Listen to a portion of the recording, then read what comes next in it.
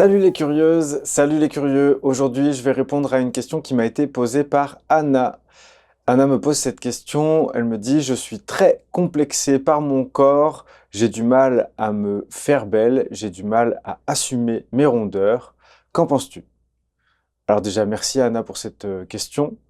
Je me dis en fait que le corps, c'est vraiment un sujet qu'on aborde au fur et à mesure des entretiens et des interviews avec les différents invités que tu peux retrouver sur la chaîne.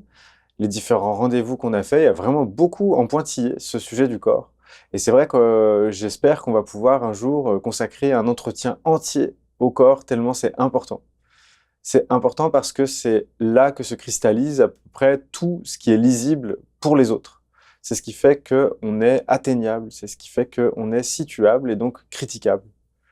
Et j'aimerais commencer par là. En fait, tu as un corps, et c'est vrai que tu peux faire des interventions dessus pour essayer de changer les choses, mais au départ, il n'y a pas si longtemps que ça, c'était juste une obligation d'accepter les choses telles qu'elles t'arrivaient et de faire au mieux avec ce qui t'était donné.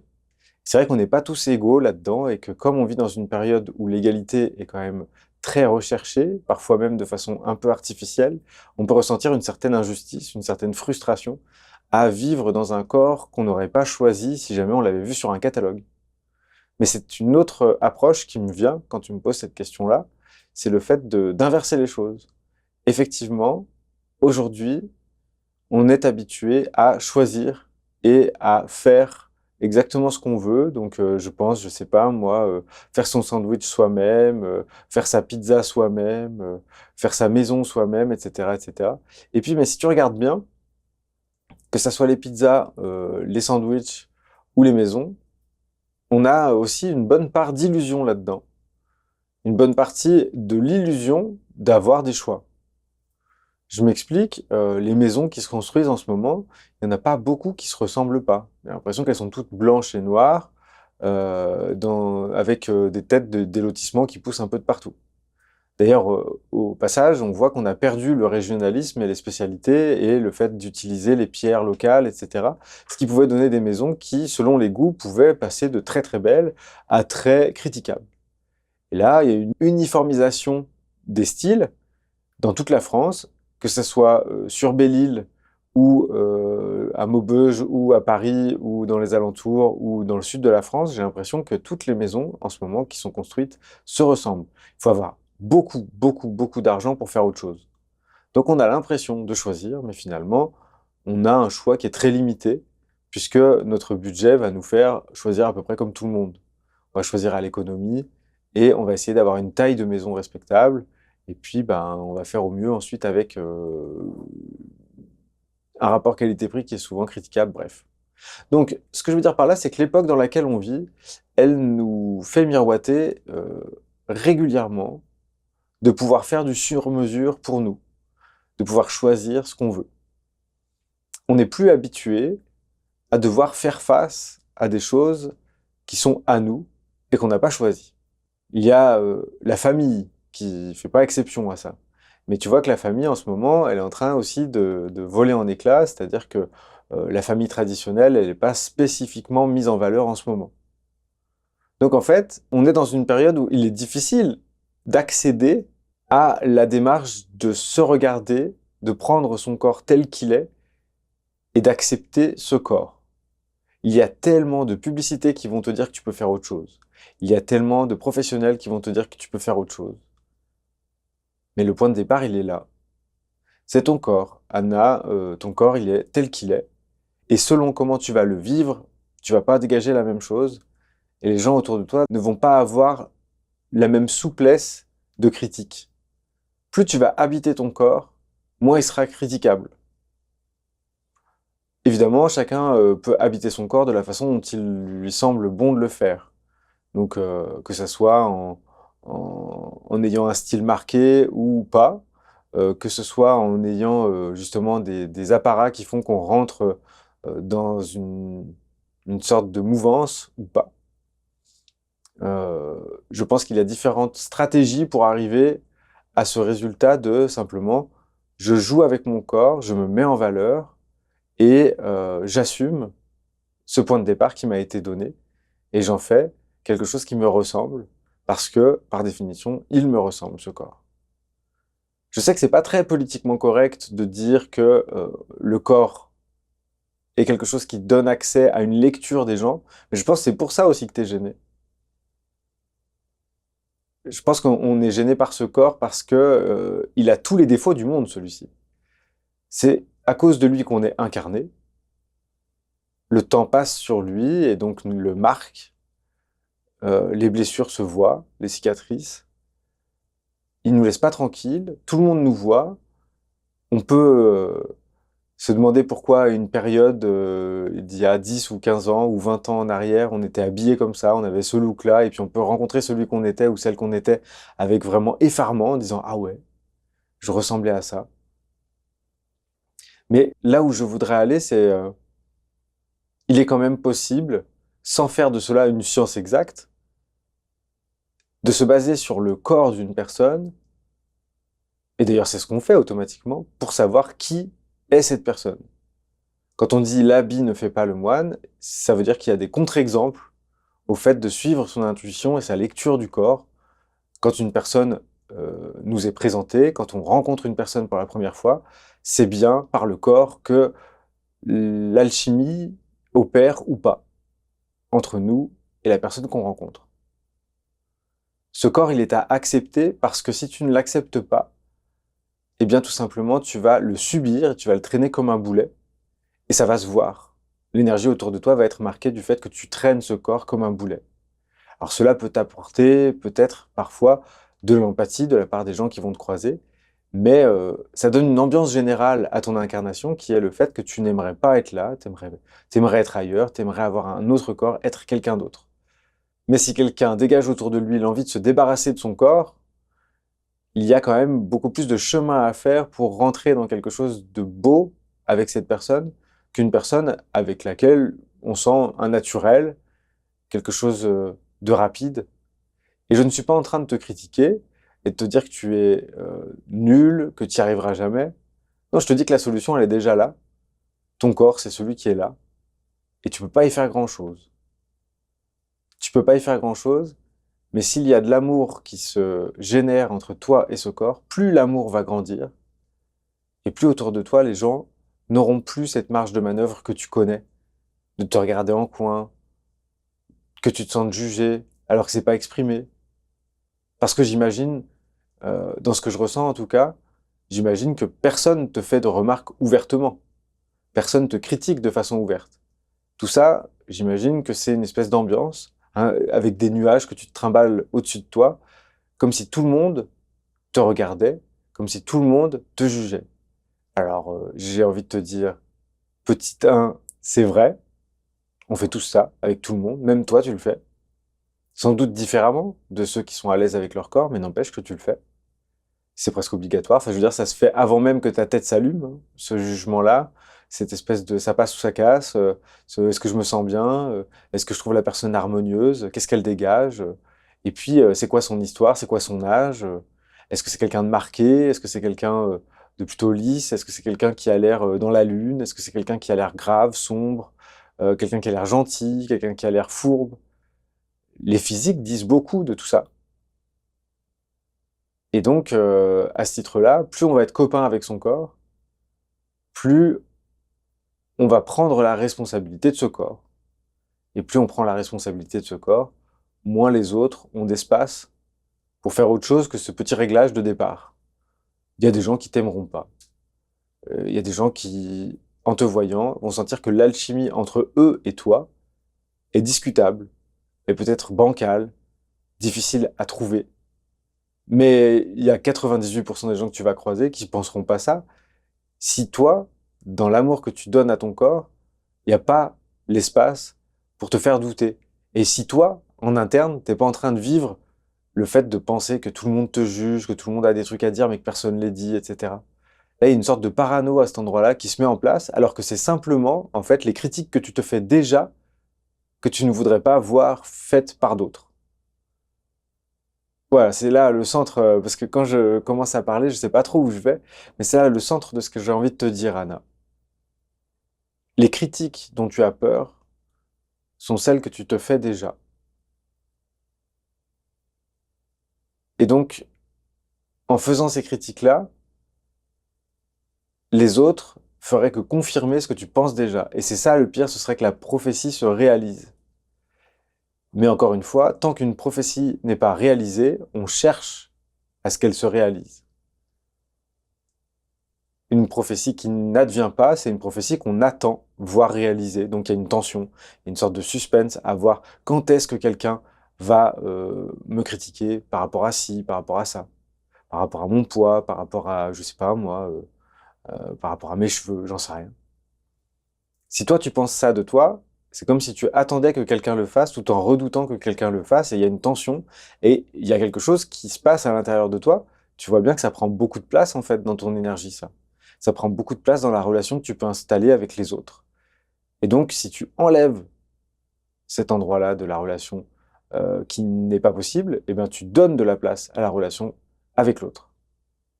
Alors, c'est bien gentil, Mathieu, tu me dis ça, mais moi, j'aime pas mon corps et c'est depuis longtemps. Et donc, du coup, je vais pas me mettre à aimer mon corps du jour au lendemain. Je pense que c'est un peu ça que tu es en train de te dire. Ouais, je comprends. J'ai envie de te dire, moi, mon corps, je l'aime pas spécialement. J'aimerais l'aimer beaucoup plus. C'est un regret. C'est vraiment un regret pour moi. Et puis ça s'améliore. Donc, c'est de moins en moins regrettable. Ça s'améliore ce rapport au corps. Donc, ça peut bouger. C'est un rapport qui peut bouger. Il est difficile, parce que ce corps, il a vraiment tous les défauts du monde, quoi. Il nous trahit quand on rougit, quand on est gêné. Il se met à sentir quand on se lave pas assez. Enfin, je veux dire, il est là pour nous trahir, pour dire qu'on est là, pour dire ce qu'on est en train de vivre, malgré notre envie de tout contrôler et de lisser au maximum notre image, de faire que tout le monde nous trouve beaux et que personne n'a rien à dire au niveau des critiques. Plus on est visible, plus on est critiquable. Et la critique, c'est pas forcément en plus quelque chose de négatif. Il y a des personnes qui sont par exemple célèbres, et en étant célèbres, eh ben, ils vont à la fois créer des gens qui vont adhérer à leur image, adhérer à ce qu'ils font, à ce qu'ils défendent peut-être, et ils vont créer aussi des gens qui vont ne pas aimer leur tête, leur revient pas, leur style, leur façon de faire, le message qu'ils défendent, etc. Euh, donc c'est clivant d'exister. C'est clivant parce que bah, c'est oui ou non avec une infinité de nuances entre les deux. Et parfois même, c'est l'indifférence. Tiens, j'ai une question à te poser, Anna. Est-ce que si jamais tu laisses reposer un tout petit peu les critiques que tu penses que les autres font, est-ce que derrière ça, il n'y a pas une peur de l'indifférence?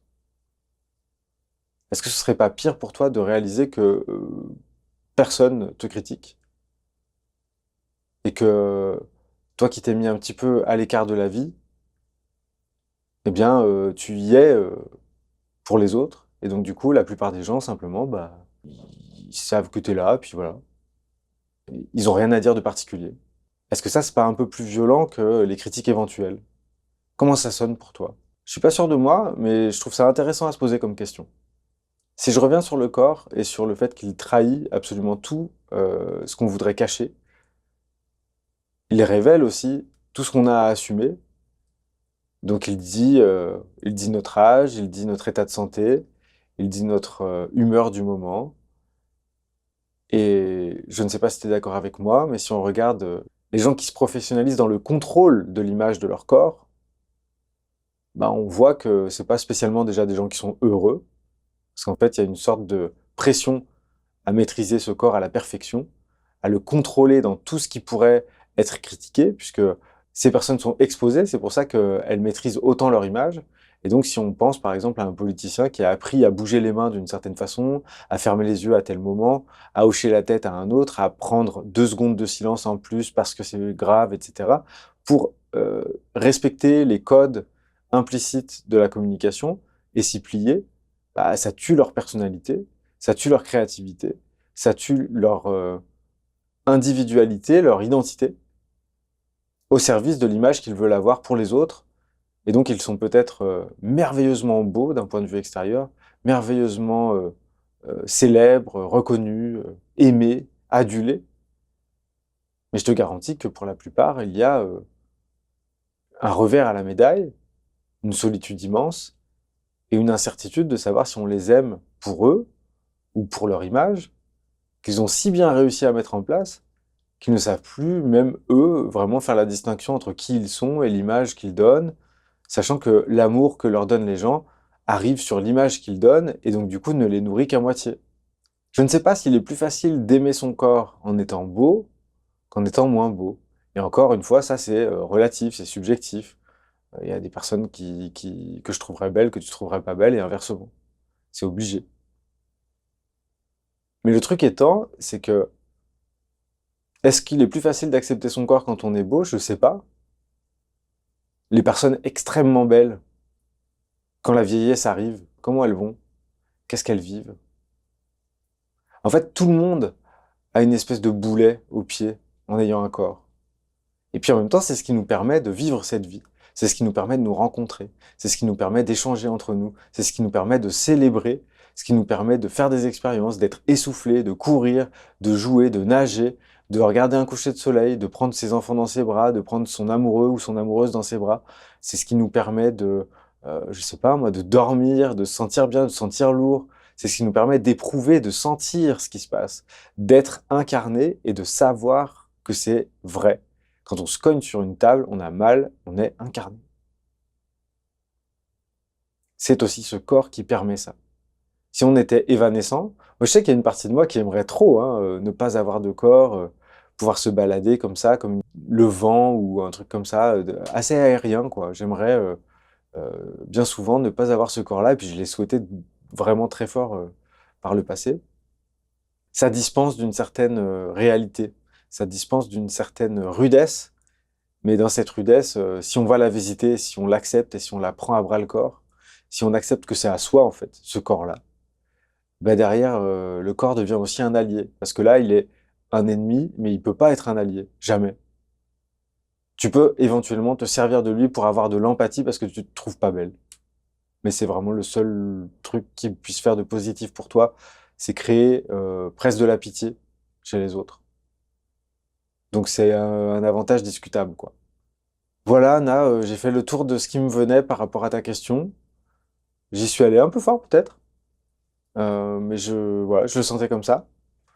Je vais peut-être déclencher des réactions dans les commentaires. N'hésite pas, hein, si tu as quelque chose à dire, exprime-toi là en dessous. Et puis je déciderai si jamais c'est quelque chose que j'ai envie de laisser sous la vidéo ou pas, parce qu'il y a des moments où c'est pas respectueux, c'est tout. Alors que là, j'espère, Anna, que tu as senti que tout ce que je te disais, c'était avec du respect et avec cet élan d'aller plus loin que les apparences ou qu'une réponse bien pensante et habituelle, parce que tu dois avoir eu ce genre de réponse déjà.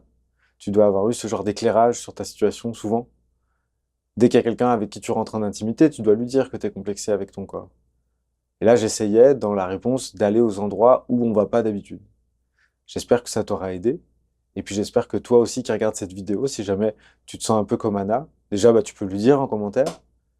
Et puis, on peut également se dire que si ça se trouve, là aussi, ça va te bousculer à des endroits qui sont intéressants et qui pourraient éventuellement amener à tisser cette relation d'amour entre toi et ton corps, de manière à ce que cette incarnation, dans laquelle tu es déjà, puisse être un tout petit peu plus pleine de toi et ne pas être compartimentée entre d'un côté celui ou celle que tu es qui aimerait avoir un corps plus beau, et de l'autre côté, le pauvre corps qui est tout seul. Parce que si on demandait au corps, si on lui posait la question comment tu vas, il dirait ben on m'aime pas, on m'aime pas, on a honte de moi.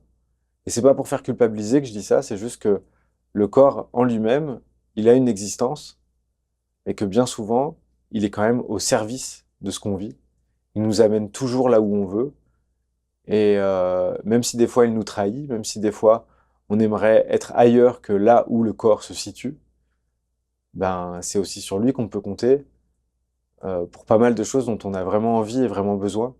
C'est grâce à lui qu'on peut faire tout ça. C'est grâce à lui qu'on peut manger et être content de manger, etc., etc. Donc voilà, j'ai fait un tour un petit peu peut-être désorganisé, mais j'espère qu'il aura son lot d'éclairage intéressant pour toi qui regardes. Et puis, je t'invite à réagir dans les commentaires, à faire un petit tour sur le reste de la chaîne pour découvrir les rendez-vous et les autres formats qui y sont proposés. Je t'invite également à mettre un petit pouce, à t'abonner bien entendu, et surtout, n'oublie pas, la curiosité est un joli défaut. Salut!